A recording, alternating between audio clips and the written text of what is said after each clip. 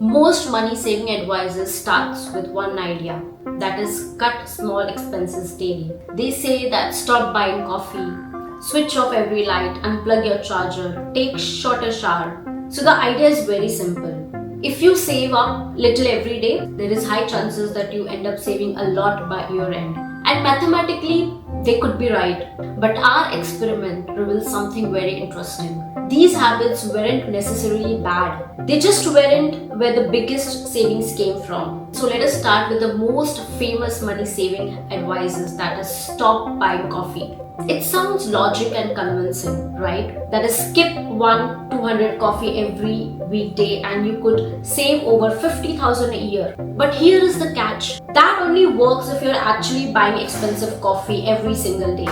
For many people, that's simply not reality. Some drink homemade coffee, some buy cafe coffee only occasionally. So while the advice can save money for a specific group of people, it's nowhere near the universal solution it's often made out to be. So the verdict is, it is helpful for people who are coffee addicted.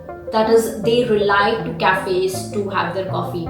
But it is overrated as a universal advice. So the score here is 5 on 10. The third most common advice we came to know is walk instead of taking a cab. This one produced a mixed result. Yes, replacing short cab rides while walking or taking a public transport can save a meaningful amount over time.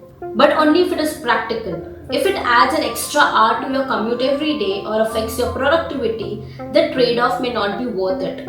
Saving money should improve your life, not make harder to live. So the verdict here is, this hack is great when it's convenient for you, but it should not be hard on you. So the score here is 7 on 10. After testing these 3 tips, there is one pattern that seemed obvious, that they all focused on reducing daily expense. And yes, they do save money, but the impact is often much smaller than what most people would expect. Meanwhile, the biggest expenses in most households comes from housing, transport, food, shopping, and lifestyle upgrades. This seemed to remain completely untouched.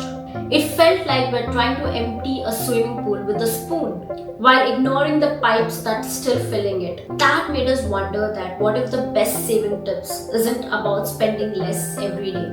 Rather, it's about making better decisions.